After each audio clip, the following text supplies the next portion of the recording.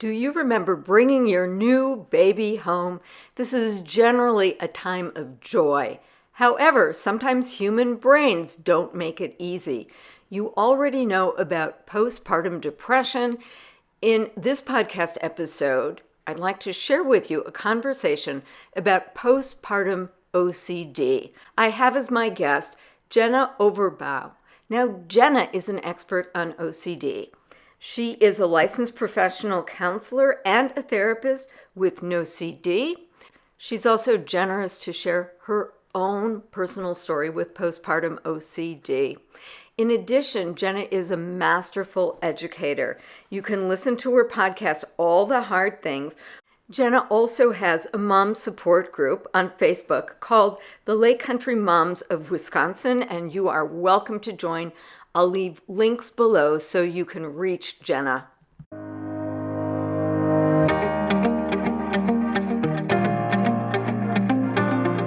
Welcome to the Free Me from OCD podcast. If you or someone you love has OCD, you know that OCD can hold you hostage. OCD can get in the driver's seat of your life. Here you'll find the information, tips, and tools to put you back in the driver's seat of your life. I'm Dr. Vicki Rackner, your host. I call on my experience as a mother of a son diagnosed with OCD when he was in college, physician, and life coach to help you evolve into the best and highest version of yourself. Let's dive into today's episode.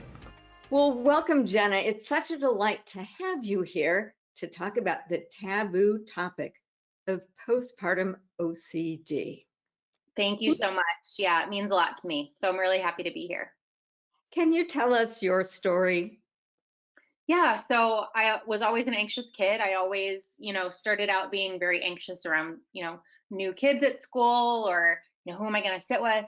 But even when I was young, I always knew, okay, that just means I have to do it. I just have to do it. I have to, go ahead of my fears and kind of be very competitive with my anxiety. And it wasn't until I was in college where I really learned about that being an intervention. I learned really early on in a very serendipitous way, just in my general Psych 101 course about exposure and response prevention. And I fell in love with it.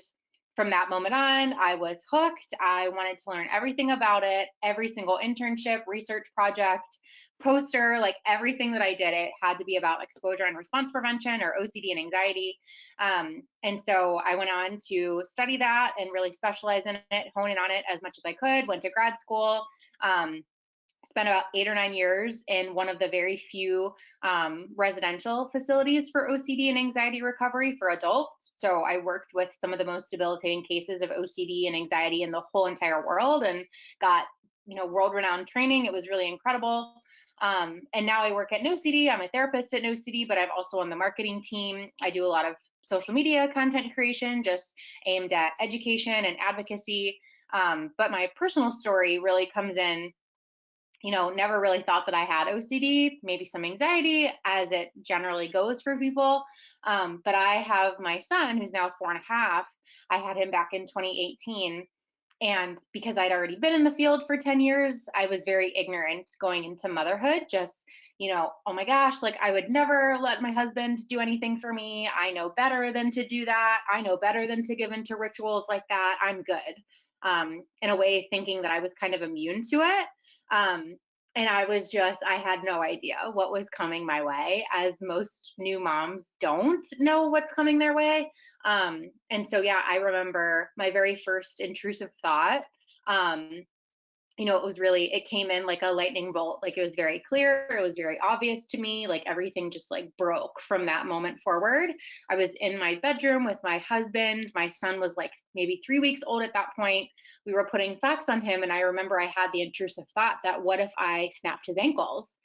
And then I, of course, went into the spiral, which is very familiar to anyone with OCD, which is, well, did I actually want that to happen? Like, was there a part of me that actually wanted that to happen? Like, would I actually enjoy doing something like that? And despite everything that I know professionally and everything that we say on paper not to do, I remember very clearly like raising my hands and saying, no way, I'm not doing that. I'm not doing that. That the stakes are too high. and I started to not want to put socks on him. I started to not want to dress him. And by the time I went back to work 3 months later at the end of my maternity leave, I remember telling my husband that I wish I didn't work at Rogers at the recovery center because I should be going there. Like I wanted to go there. So things had just gotten really bad. And yeah, I mean, got suicidal at one point. Some of my deepest, and these were ego syntonic. These were thoughts that I actually did want. Obviously, you can have ego dystonic thoughts of harming yourself that you don't want and that are very scary to you in OCD. But I had kind of always thought about rolling out of a moving vehicle. That was always something that, I got to the point where I felt like everybody would be better off without me. There were many times where I felt like my only barrier, the only reason why I wasn't running away was because of money. Like, how would I do that to my family? Like, I couldn't do that. But that was the only thing really holding me back from that. So it got really bad. And I just felt like an imposter in all of my professional work. It was really awful. Struggled with harm intrusive thoughts, obviously, started to have sexual intrusive thoughts like, do you really need to be pushing his penis down whenever he puts a diaper on? Do you actually like doing that? Um, it just got really gnarly and then, hit that bottom like we talked about. It was in September of 2018, so about 4 years ago, and then got into therapy myself with someone who specialized in postpartum, and that was